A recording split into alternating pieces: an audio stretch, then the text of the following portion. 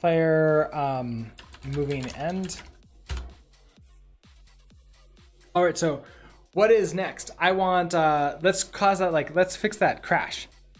So if we reach the end of the level, then we want to end the game and like stop the player from moving. So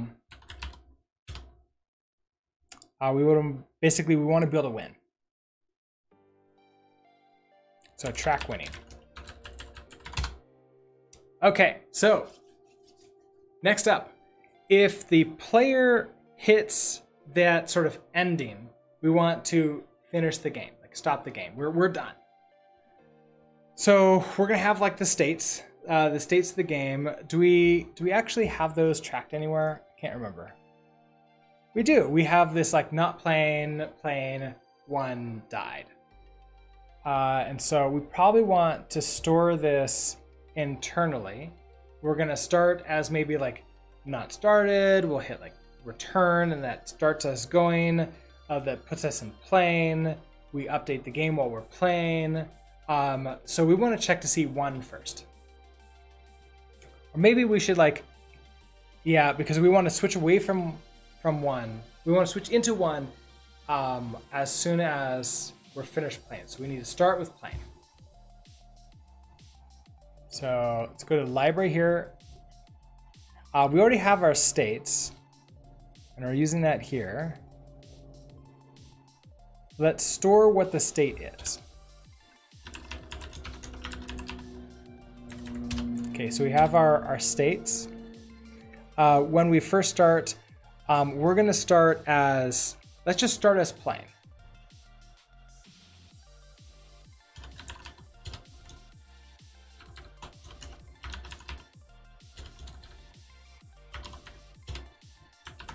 Okay, so we're gonna start as playing, and then an update. If we're playing, we're gonna run our update.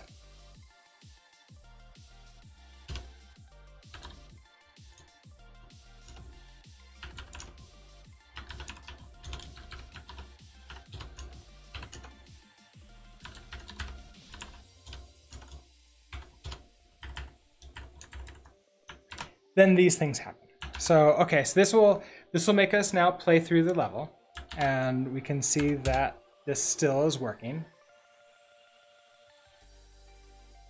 All right. Now we want to do some collision detection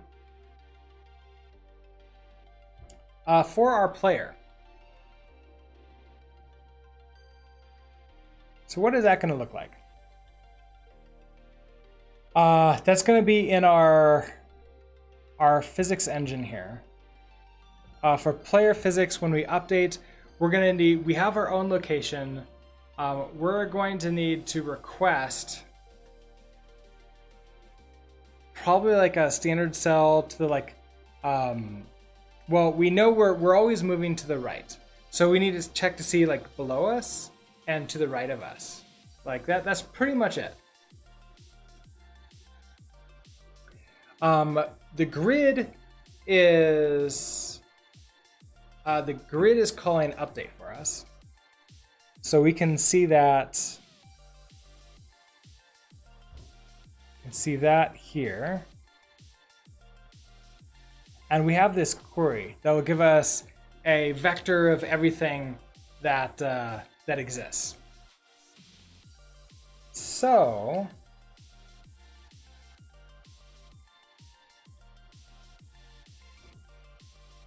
I essentially want to create the query, but maybe have the, well, this is going to be a potential problem. If I attempt to do a query inside of this loop, I'm not going to be able to, because I'm not going to be able to do the query and grab the cells immutably while also grabbing them mutably. So that's a problem right off the bat.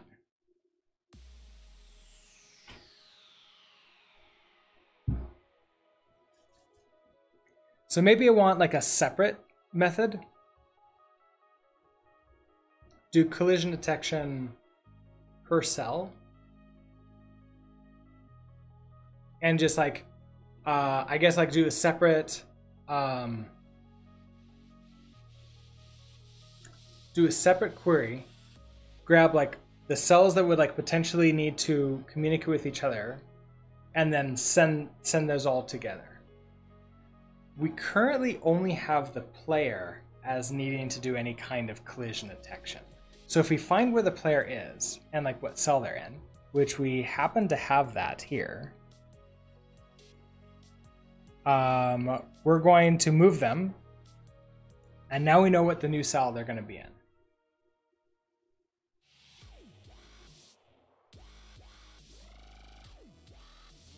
And here we are. We've added them into the new cell. I can now do a collision detection right here. So maybe like run a collision detection with physics and pass in, just like pass in everything that's needed. So what might that look like? If I'm physics,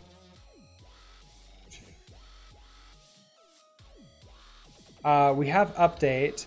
We're probably going to have like an implement collision detection off of this here too, because we don't necessarily know that it has it. Because we're going to have to run this for every single one. So let's add this in here.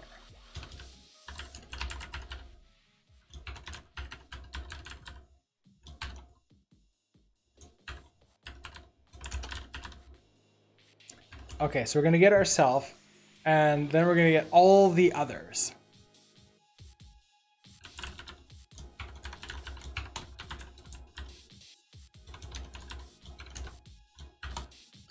And do I want to potentially update them like for me? Probably not. I don't, especially with this game, I don't need to like reach into them and mutate them. So this can just be a reference to like a reference to a vector, or a vector with references. We can probably take ownership of the vector. So we're gonna do a vec, but it's gonna have references to a game object. Like that. We don't have game object. Let's bring that in.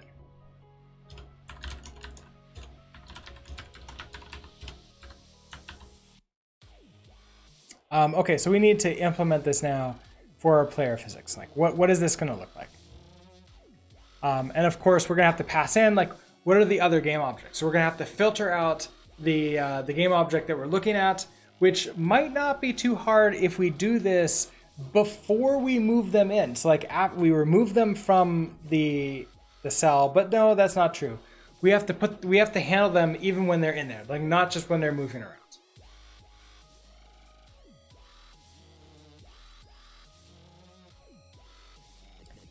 So maybe we should just have not just other game objects, but like just nearby, like everything around us.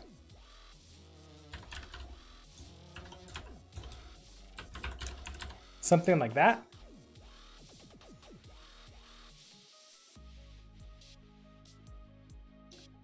No, we can't filter it out because we have the ID.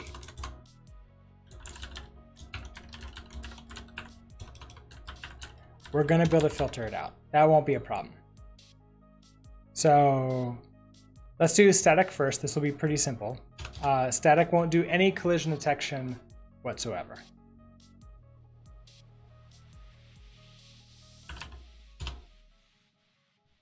We'll just do that.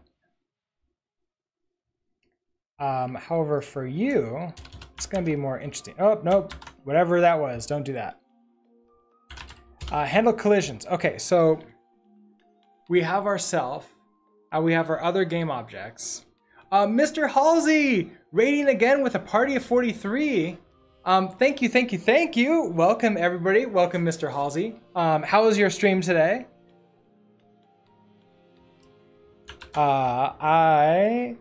Technically the game is in a runnable state, so I should be able to show this off. We're continuing to work on, so if you were here yesterday with the raid yesterday, we're continuing to work on our runner game in GGEZ and Rust. It was good working on a pub sub-like system for the game server. Awesome. Right, because I think you're having like a multiplayer type stuff in it, and I took a look a little bit at the stream sort of last night of like what you had going yesterday, but I didn't finish it all. But it definitely looks pretty interesting. So let me go ahead and show you all what I've got going. Cargo run. Basically, we have a camera system. We have a player that's moving across the arena. We haven't implemented collision detection or anything else. What we're currently working on is getting it so when the player crosses that red line, the game ends. And when we're done, we stop updating the player. We stop worrying about anything else.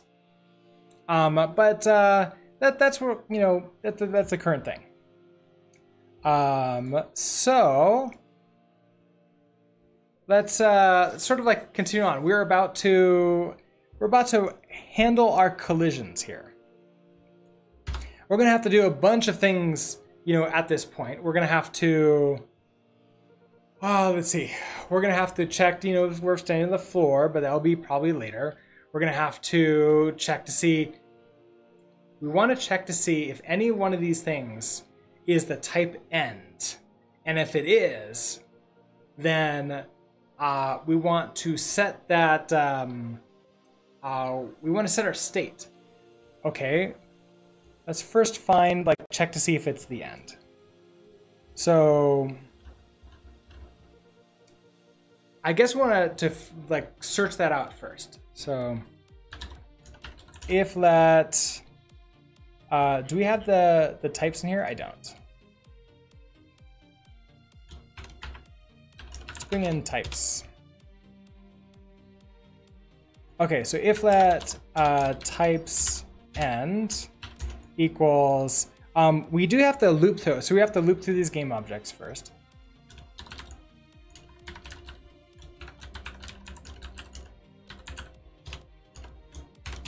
Okay. If let types end equals the game object dot my type. Okay, so check to see if it's type. If it's the end type, then we're gonna want to just end the game, right? So for right now, maybe we'll just print line. Reached the end. I can't run it right now because I'm not actually calling handle collisions yet. And you can be underscore because we're not going to use you. So other game objects. Handle collisions. Let's go ahead and do this. In the grid. In here, we've moved ourselves. Let's go ahead and now collect all of those other game objects together into this array. So essentially it's gonna be other game objects.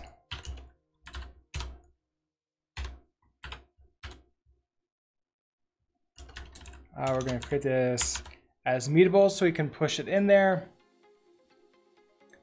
We have everything in our current cell. So I suppose we could just check our current cell to begin with. That's all, maybe all we care about. I mean, hint, it's not like we're gonna care about the cells below us too, but let's start with like our current cell. Now we have that in game,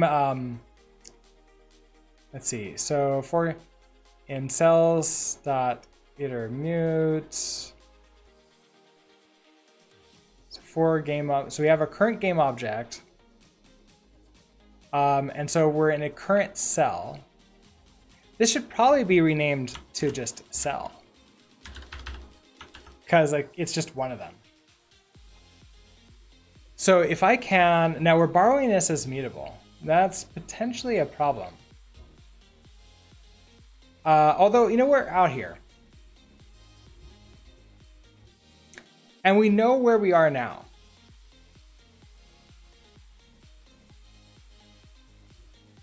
We have this next index y, this next index x.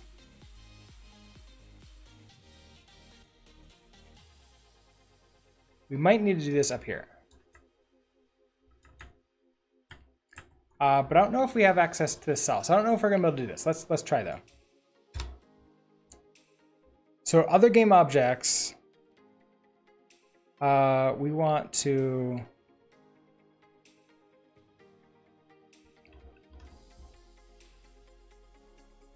loop through this cell again. But we're all getting it as mutable. That's a problem.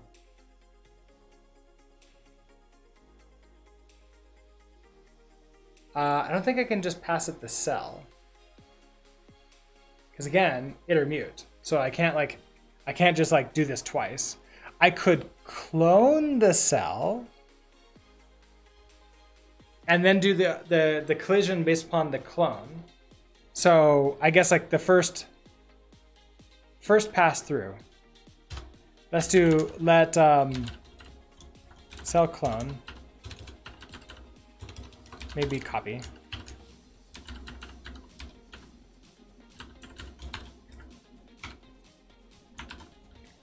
Now you're gonna yell at me because a game, let's see, no method clone found for a game object.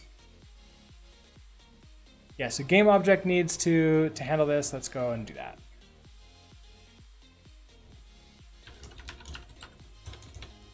So we need clone. I think we need copy too. I may be wrong. Let's try clone first. Which means, oh wait. Oh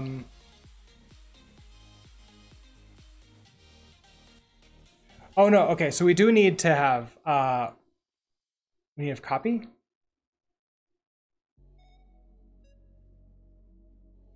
Or is it just because these need clone? So types and physics. So physics. Did I do clone or copy? I did clone.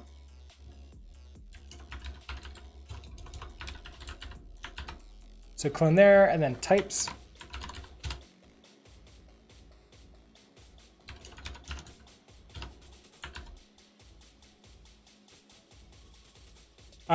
Okay, so type annotations need for this vector. Wait, you're in macros. I think you'll figure out what this is once I start putting things into you. So don't worry yet. Treat bound, clone's not satisfied. Let's see. Because of requirements of impulse, standard clone for box 9 physics. Okay, so now it's yelling me that physics isn't implementing it.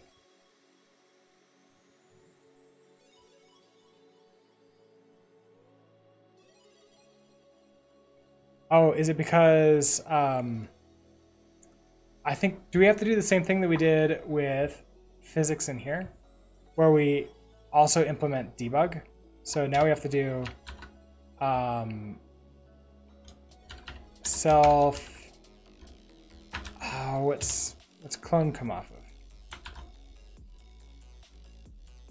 Oh, okay, that works for me. It's not a, that's not a macro. But that gave me 20 errors, so that's not cool. Physics cannot be made into an object. So that's I guess that's a problem. Oh, it doesn't have a size known at compile time.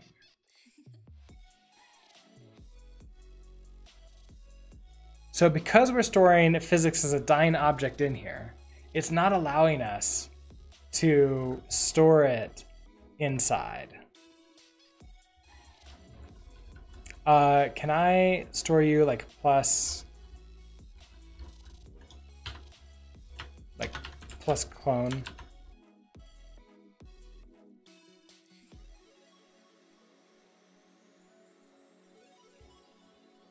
Yeah, the trait physics. So the trait physics cannot be made into an object because it requires self-sized.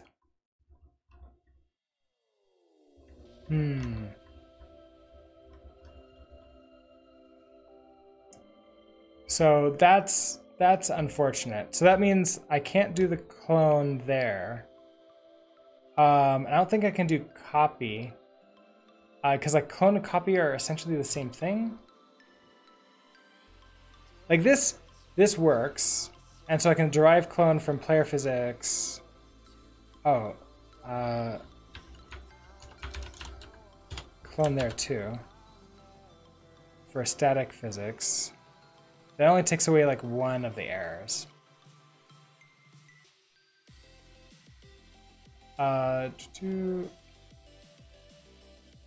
Types clone.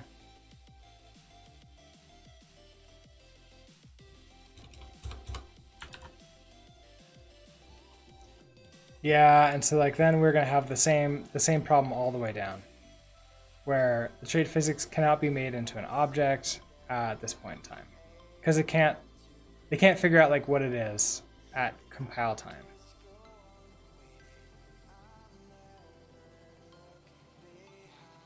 Or like I destroyed it. I made it so they can't even turn into an object. That's interesting. So that's something I can't do.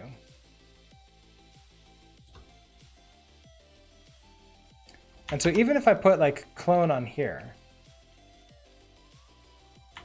I don't think that makes it happy, right?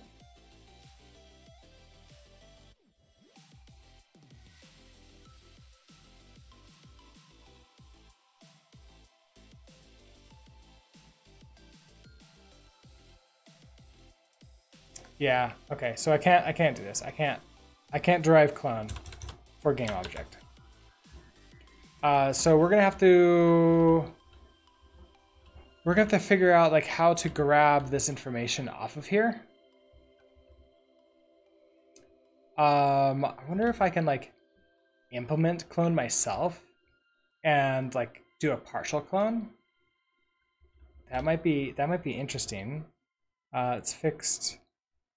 The rest of these, let's not clone this. Because obviously like copy is going to be the exact same problem here, where, hey, like no method named copy, or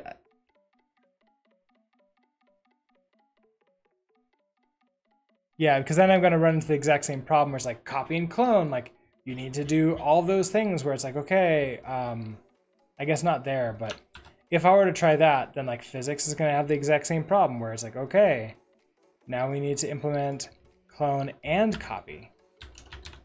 And that's just going to cause more problems.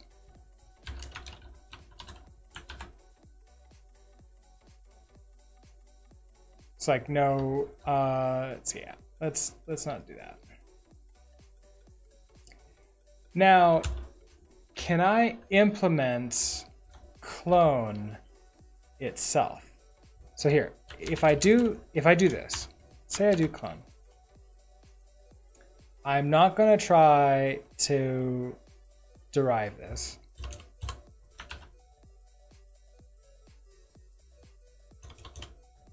But instead, with physics, with player physics, let's try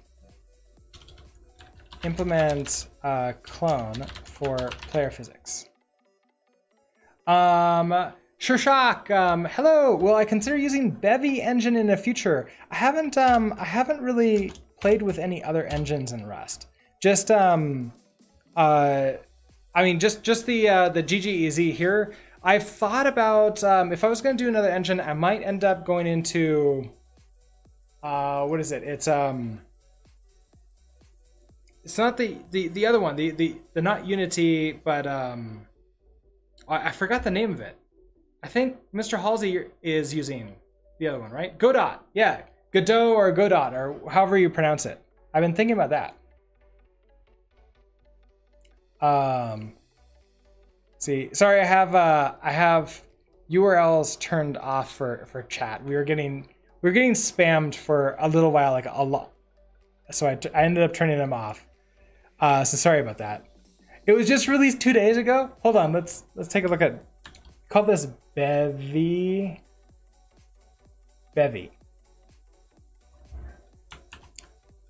I guess it would be a crate.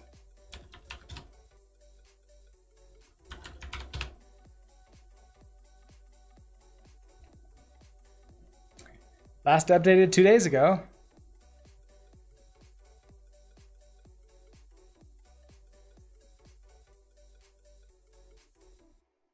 .3D.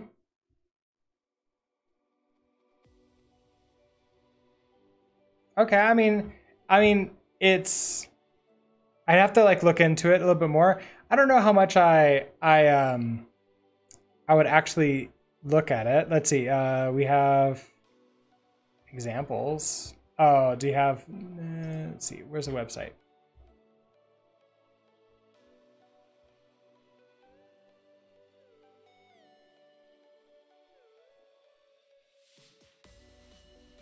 Does it have WebAssembly support?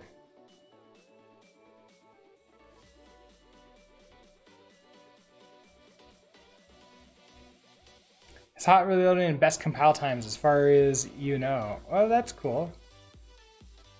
Well, I mean, I might take a look at it into later, but I can't promise anything. I really enjoy programming in GGEZ so far. Oh, it uses their own custom ECS system? Interesting. I've always used specs when I used an ECS system.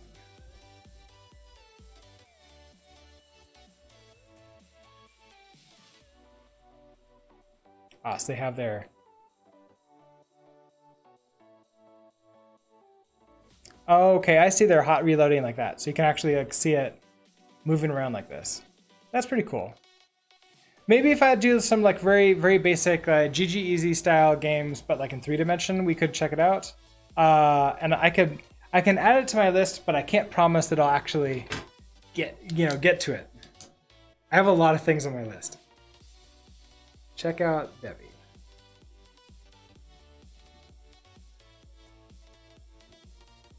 Cool. Thank you for the suggestions. All right. So back to this. What were we doing? Okay, we're implementing clone for our players. What do we need to implement? We need clone.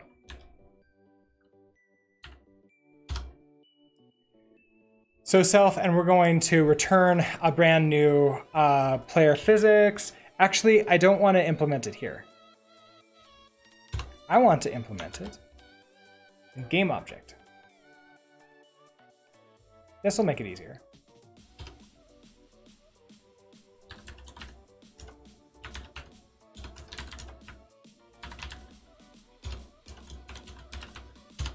Okay, so what do I want to return here? I basically want to return everything except physics. That's really all I care about. So now, game object has this physics in here. So if I don't want the physics,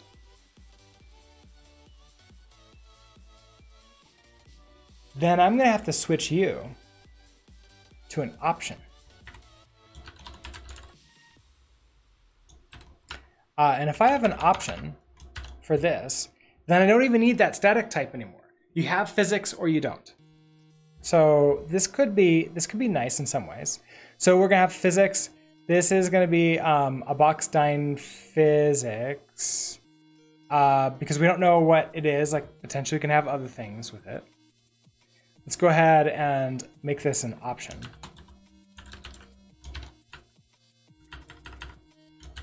There's a box-dine physics. And then in here, we just store that away. And then physics, we now have to check to see if it exists. So if let some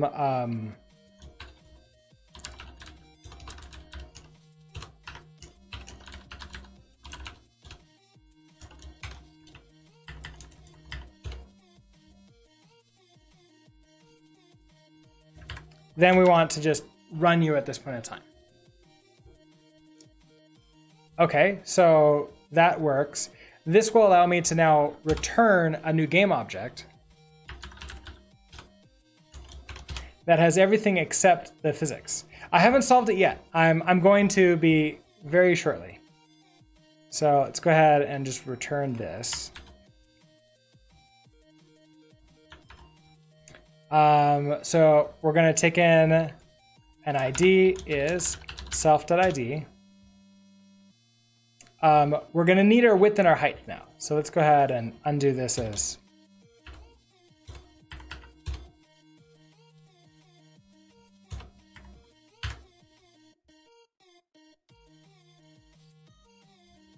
okay, so our width is self.width. Our height is self.height. We have our location, which is self.location.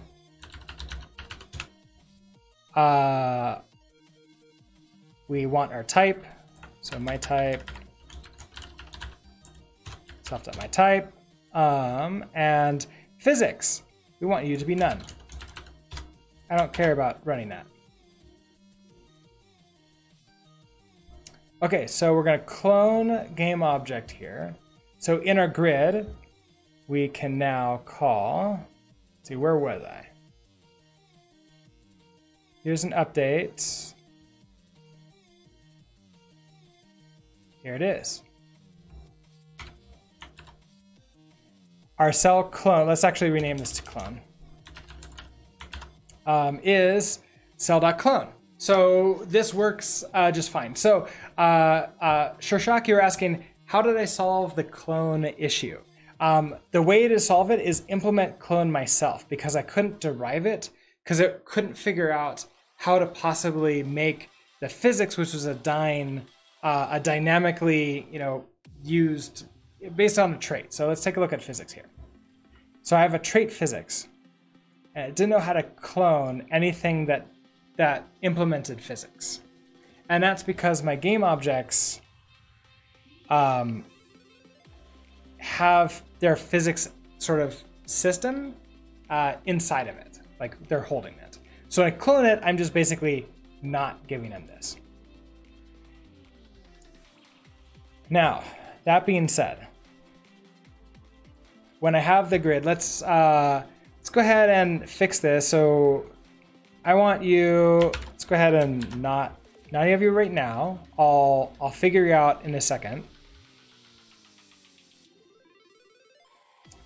Okay, we're doing all that stuff. Let's go ahead and fix all these errors. So mismatch types, expected, and option found in a box. So this is when I'm creating this game object. We now need to make this a sum. So every time that we have this box here, let's make this a sum of like that. Mismatch type. This is supposed to be, that one's not happy.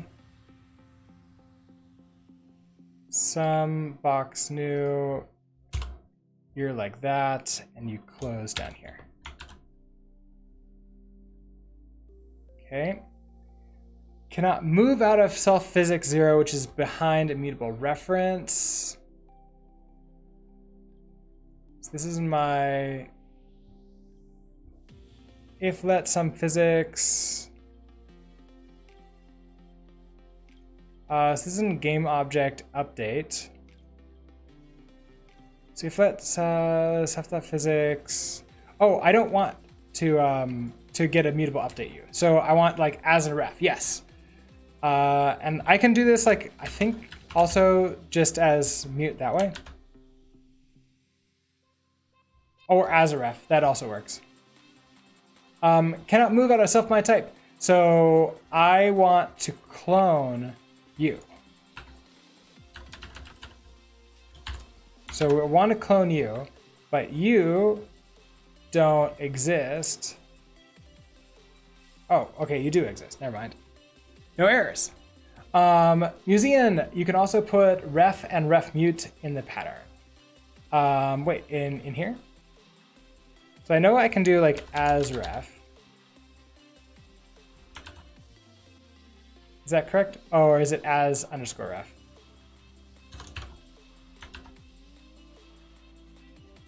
Oh, if let some ref mute. Okay, I got it. Not there. In here. I can do ref, like that. That's not mutable.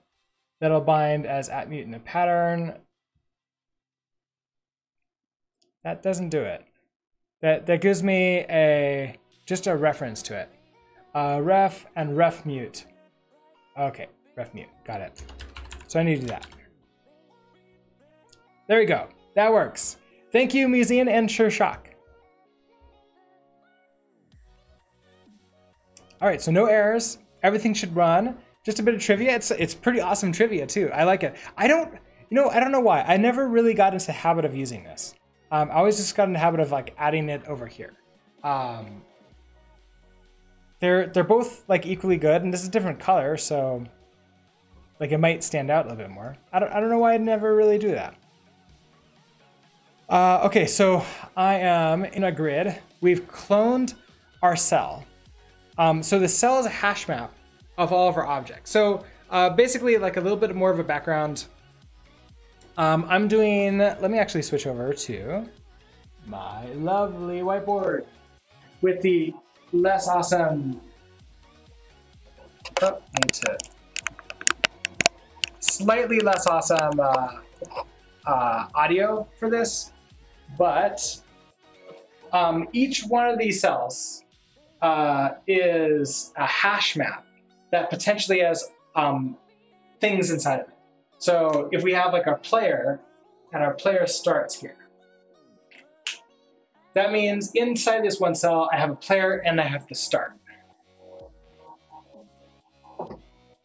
What I really want to do is, when the player gets to the end, check to see, okay, are you in the same cell as an end? We're also going to check, are you in the same cell as, well, a spike?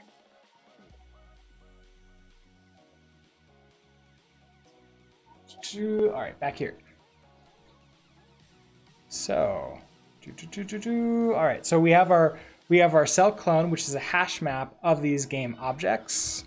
Let's go ahead and we want to filter out our object, but we have our object right here. So here's other game objects. I don't think we need this vec mute. What we're going to want to do is cell clone.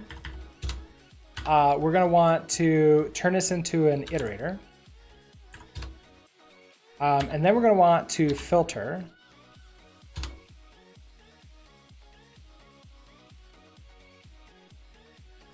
And I think filter is if it's true or false. If it returns true, then we get the element. So what are we getting in here?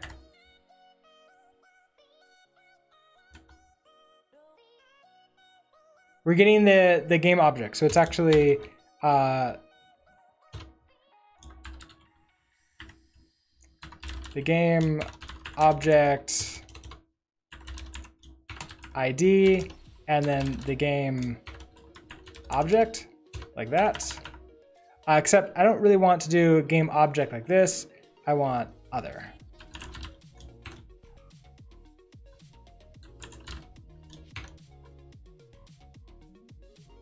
Also, this is nice. We've got a double reference to this. That's cool. Let's, you know, we could take ownership of this because we, this is just a clone. We don't really care. What's the iterator that gives us ownership? Is it into iterator? There we go. We put it into an iterator, which consumes the cell clone. We get our other game object, and now we want to return the other game object dot ID is not equal to game object dot ID. Let's see what we return. It returned the filter for this. So we're going to need to then collect, which is then going to try to collect into it, but I believe it's going to yell at us that it doesn't know what type it is. Type annotations needed, and I think I could give them here. or I can give it as a turbo fish syntax. I want to collect as, like, it actually knows what it is. Oh no, not right here. I guess this is the hash map. A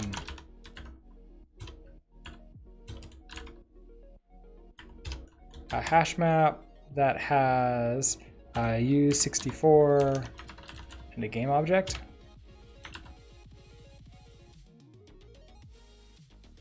Use of moved value cell clone. What? I'm recreating it. Oh, okay. Never mind. I forgot about this loop here. For every object in the cell, we need all the other objects. So we don't want to consume this. So we just want this to be an iterator. Like that. It does mean we have a double reference here. And then you're going to be a reference.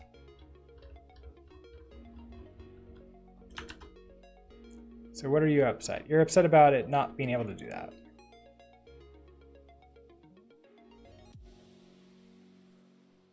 Cannot be built over elements of type, a reference to U64, game object, game object. Okay, so the trait from iterator is not implemented. Okay.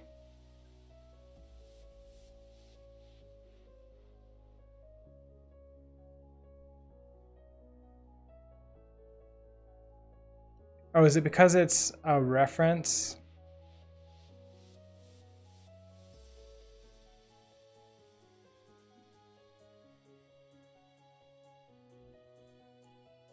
So when I try to collect it together, what type do I need? I think references to these.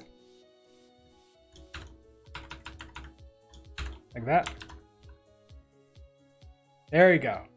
Now I have a reference to the other game objects. I don't need this to be mutable. We've just sort of gone and all done in one step.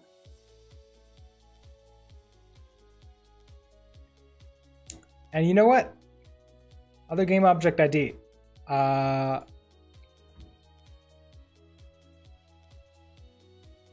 Instead of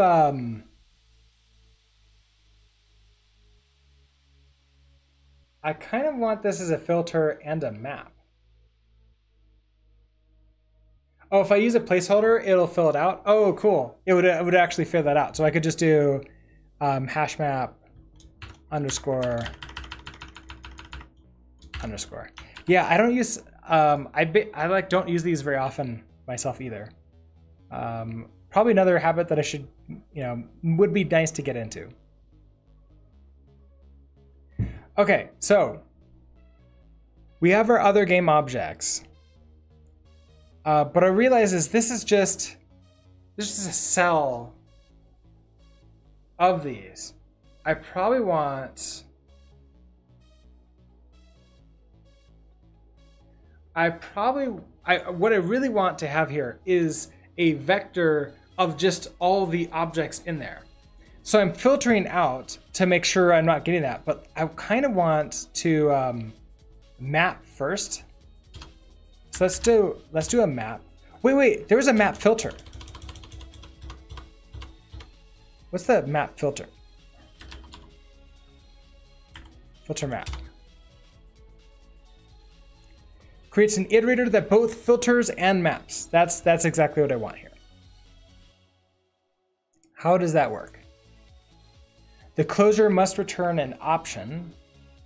Then that element is returned. If the closure returns none, it will try again and closure the next element, seeing if it return a sum. Okay, so here's what we're gonna go for. We're getting the ID and we're getting the object. We're gonna check to see if the game object ID is the same as ours. We want to return a none. Otherwise, we return the other game object. And that's it. So if other game object ID if that's equal to game object ID, then we want to return a sum, no, a none.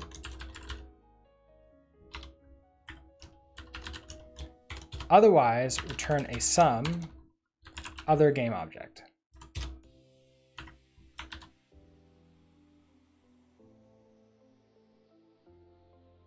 Can't compare, so that's dereference U or reference U.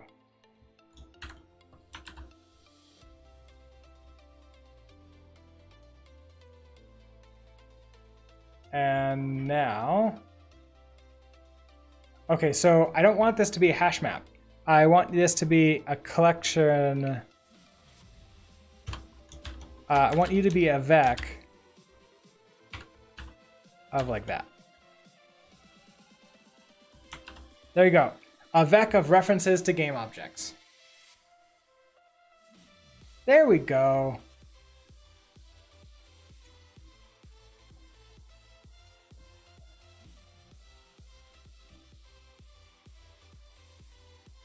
Then we want to check to see our collision.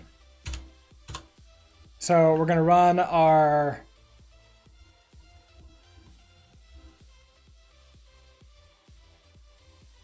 So here's where our collision detection happens. So our physics, we're going to want handle collisions, other game objects. I mean, we can just really put this in with the self-update here. Also, our static physics, we don't need this at all anymore.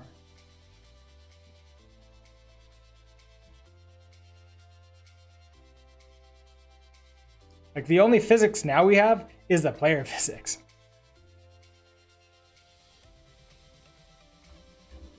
But okay, let's just say that we're going to do handle collisions separately like this. So we have handle collisions, we have this other game objects.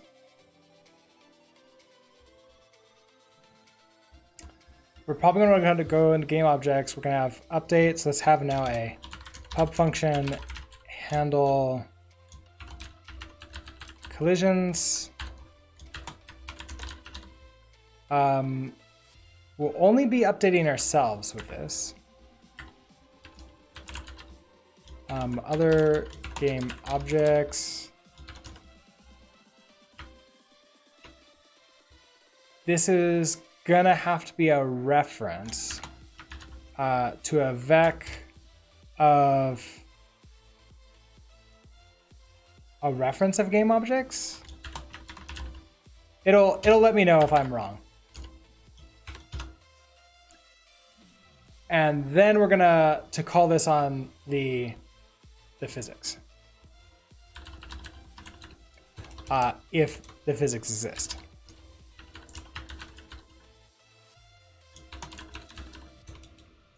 And this is going to be as a mutable, probably mutable ref. So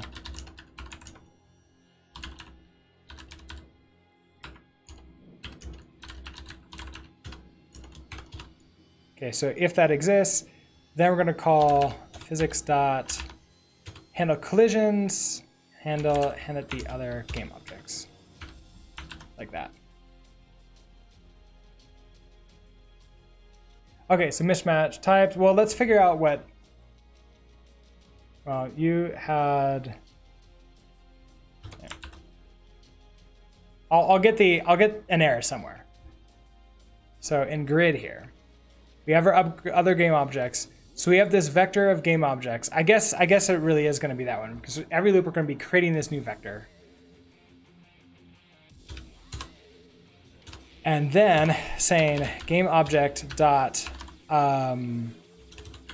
handle collisions and handle the other game objects. Like that. Then in physics, here's our handle collisions. And we're checking to see if loop through these objects. If we found the end, we've reached the end. Let's see if that works.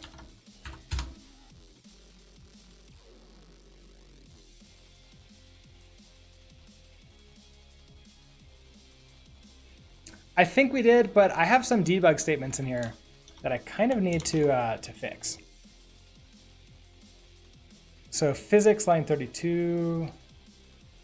Let's get rid of you.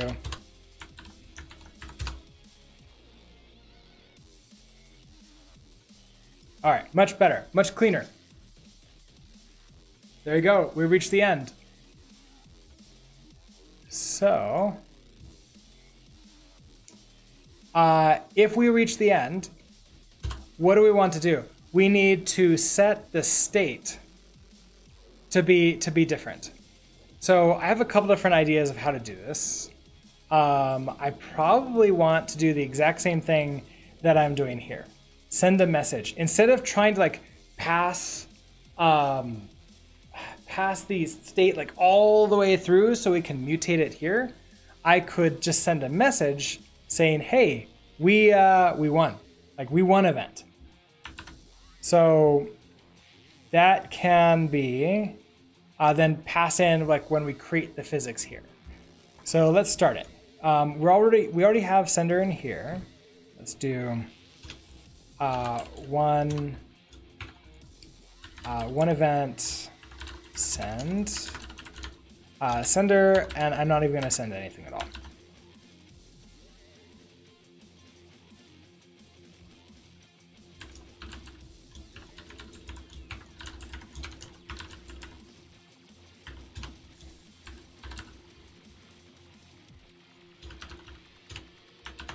So I'm using channels for basically communication to separate them out and not have like really tightly coupled objects and everything else. I'm not doing it, like I don't have multiple threads though. It's just a single threaded game. All right, so player physics, we have one event send. Now inside of here, if let end, so we've reached the end, self dot one event send. Dot send and just send you, and then you return an error. You return a result. So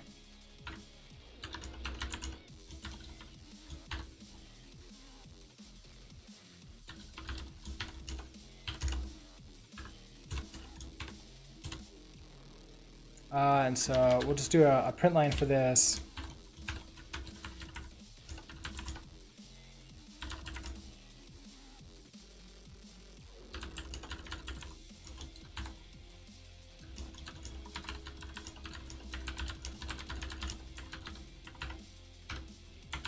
Okay, could not send one event.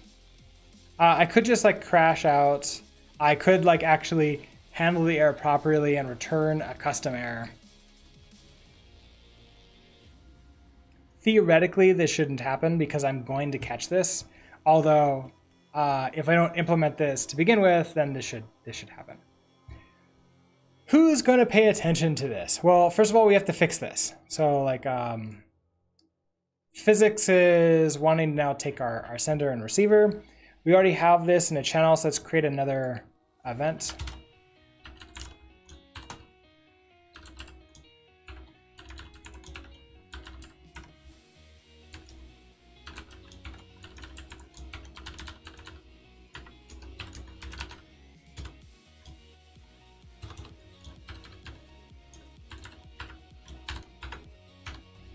Okay, so we have our events now that we're sending and receiving. And let's go ahead and we send in a populate level. We're gonna receive this.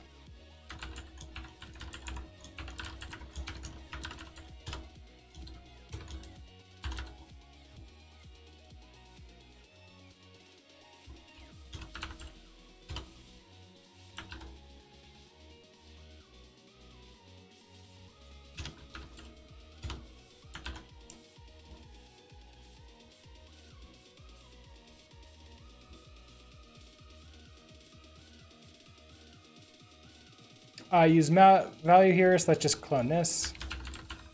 It's never actually going to be cloned. There's only one player, but they don't know that. Okay, so we're going to send that event when we win, which means that we're going to want for our state, we're going to want to take in and like change the state whenever we change here. So how do we want to like implement on this? Probably like an update.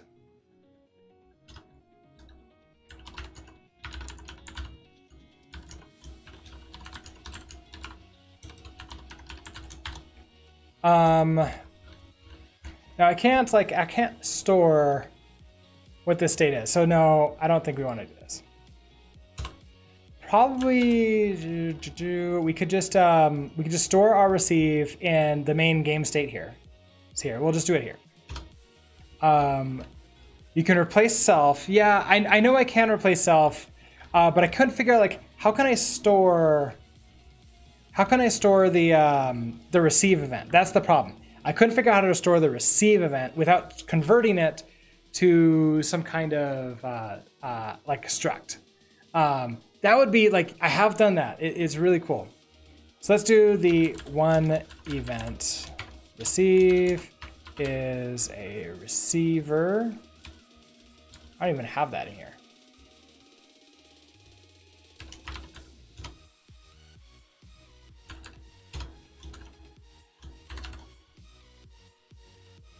And we're just going to store this right here. And then in update, we're just going to check to see if we get this. So we update the grid, we update the camera. Every time that we run update, we're also going to check to see if that happens. So well, the way this works is we're going to do self dot one event receive dot try recv. This returns an option. So if let sum. I don't actually care what this is because like we know it's going to be nothing at all.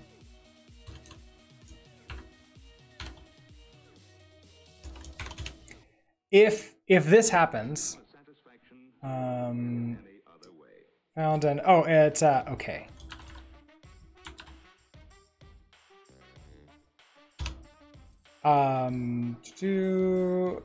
If we get that, then I want to go ahead and change our state. So self.state dot, I guess it's gonna be self.state equals states 1. So the game should play until we reach that ending there and then just like stop. There we go. We reached the end, the game stops, it sent the message, we received it, and we changed the state over. And then it stops running the update, which is really cool. I like that. The bad way of doing it is to have each enum variant hold a receiver. You'd have to move the receiver into the new self as you replace it. Oh my gosh. Well, okay. Here's, if I guarantee that the receiver can, like that one event can only happen when we're playing, then that's not the worst idea in the world. That being said, I think this works and like won't cause anybody to go like, what the heck is going on and why are you doing that? And I wouldn't have to like then call that as a function, sort of like deal with it. So anyways, we have a state. Like we have a state machine. It's very simple. We start with playing and now we can move into finished. So a quick review of what we just did in this, I guess like in this video, because I am creating this as a video for YouTube as well. We wanted to have an update. Let's go ahead and run this again. As we're updating, we want to check to see if we've won. So our player moves into the end here. And the way we're doing checking is the physics is receiving a vector of all these other game objects in the same cell as itself. Then checking to see, hey, are you end? Like, am I in the same cell as an end? If I am, then I send the event, I won. To get these game objects inside the grid as we update, we have to clone the cell. We do this because of the borrow checker. The borrow checker is saying like, hey, you can't like, what if things change? You can't like have a mutable reference and an immutable reference at the same time. So we have to clone this. Well, to clone this, we had to go into game objects and implement clone ourselves. And that way we can just say like, here you go, here's what it is. Also, there's no physics in this. We don't even bother sending any physics there. Let's see, back to the grid.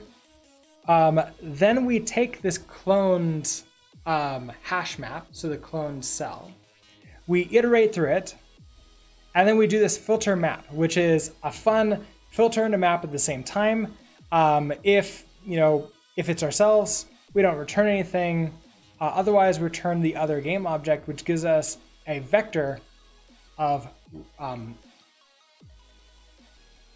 links to, just like my mind blanked out there. It gives me a vector that holds, pointers to the game object. And then we're gonna run the handle collisions, hand that over to the game object, and it just takes it from there. And then finally, we have another message event. So we're using these senders and receivers as our event system. Because only one thing is ever going to read it, that works just fine. If ever I needed two things to read at the same time, I'm going to have to change the system to maybe more of like a traditional observer pattern. But for right now, it works perfectly well for this. And since this isn't really a sellable game, but rather it's a game that is used for like learning game design patterns and sort of like practicing around with this and learning Rust. So with that, that's what we got. I'm going to go ahead and push all these changes up to GitHub. Change you and there's a couple things that we didn't do here. So let's see, got like collision detection working. It's like we can win the game. It's not very hard yet. We can't jump. If you are following and you want to actually see all this code under Bang repo, I have a link to the code in GitHub. It's all completely open source. And with that, I'm going to